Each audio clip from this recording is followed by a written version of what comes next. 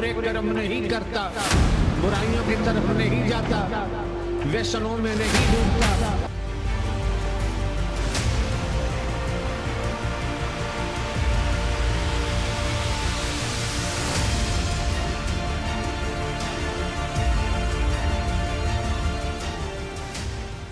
हाथरस में 2 जुलाई को हुए हलकान कर देने वाले हादसे में 121 लोगों की जान चली गई, लेकिन मौत के इस मातम का मुखर किरदार नारायण साकार उर्फ भोले बाबा उर्फ सूरजपाल अभी तक सामने नहीं आया।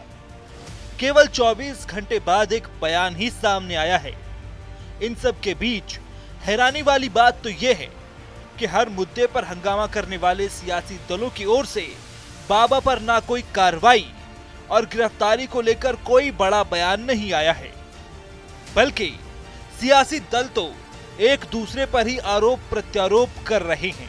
विपक्ष भी बाबा की गिरफ्तारी के बजाय सरकार की जिम्मेदारी बताकर बचता दिखा। सरकार तो हर बात छिपाना चाहती है, आपसे बेहतर कौन जानेगा। ये सरकार चाहती ध्यान हट जाए, बस जो असली मुद्दा है, जहां प्रशासन की जिम्मेदारी थी और सरकार की जिम्मेदारी थी, तो आखिरकार क्या करो आप जाने। आप कब गए? जब घटना हो गई। आपने उन्हीं जिम्मेदार अधिकारियों को पहले क्यों नहीं भेजा? क्यों नहीं भेजा आपने कि हाँ यहाँ पर इतना लोग इकट्ठे ना हो जाएं? आगे क्या जिम्मेदारी बनती थी?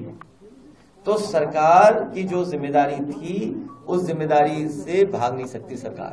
जो आज विपक्ष बोल रहा है उस घटना को लेके, शायद समाजवादी पार्टी को वो दिन भूल गया जब वो 3/1/2023 को माननीय अखिलेश यादव जी ने खुद अपनी आईडी से ट्वीट किया था कि नारायण सरकार हरि की संपूर्ण ब्रह्मांड में सदा सदा के लिए जय जयकार हो।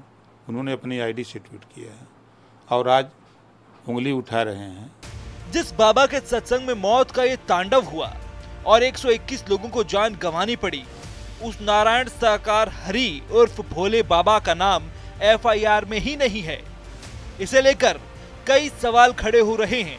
वहीं इस मामले में पुलिस ने 6 लोगों को गिरफ्तार किया है। सवाल ये है कि बाबा को किसका संरक्षण है? आखिर बाबा पर सियासी दल मौन क्यों हैं? अगर जरूरत पड़ेगी तो पूछताछ की जाएगी, आवश्यकता पड़ेगी, we will do in the course of investigation. It is too early to say और कमेंट कि जो है उनका रोल है कि नहीं है। एफआईआर के अंदर वो नेम्ड नहीं है। एफआईआर में रिस्पांसिबिलिटी आयोजक की होती है। आयोजक की रिस्पांसिबिलिटी फ्रेम करते हुए उनको नेम्ड किया गया। 1 लाख रुपए का रिवार्ड उनके ऊपर करा जा रहा है, उनका एमबीडब्ल्यू इशू कराया जा रहा है। जो उनके साथ ऑर्गेनाइजिंग कमेटी के अंदर थे, जो सेवादार थे, जिन्होंने भीड़ को वहां रोकने का प्रयास किया, जो वहां मौके से भाग गए, जिन्होंने पुलिस प्रशासन को सहयोग करने में किसी प्रकार की मदद नहीं की। इस हादसे के बाद बाबा की तरफ से लगातार झूठ बोला जा रहा है। हादसे से पहले निकल जाने का दावा भी झूठा निकला है।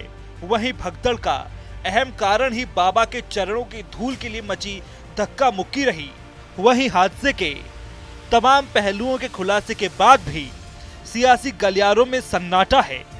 हादसे पर एक्शन में आई योगी सरकार ने एसआईटी बनाकर जांच शुरू कर दी है।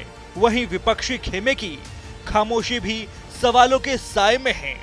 आखिर ऐसे खलनायक पर ये खामोशी क्यों? क्या इसके पीछे वोट बैंक है? क्योंकि जाटव समाज के इस बाबा की SC ST में अच्छी पैंठ है। यूपी के अलावा राजस्थान और मध्य प्रदेश सहित OBC समुदाय में भी बाबा की गहरी पकड़ है। इधर यूपी में तो उपचुनाव की भी बिसात बिछने वाली है।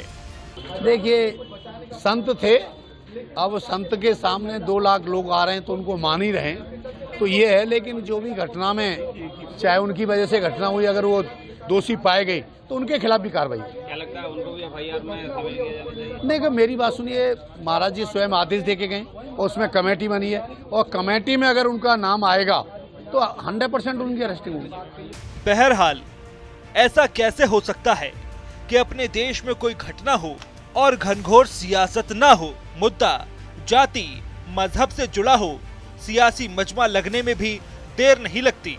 लेकिन हलकान कर देने वाले हाथरस के हादसे के बाद राजनीतिक दलों का वो रूप रंग दिखाई नहीं दिया जो दूसरे मुद्दों पर दिखता है।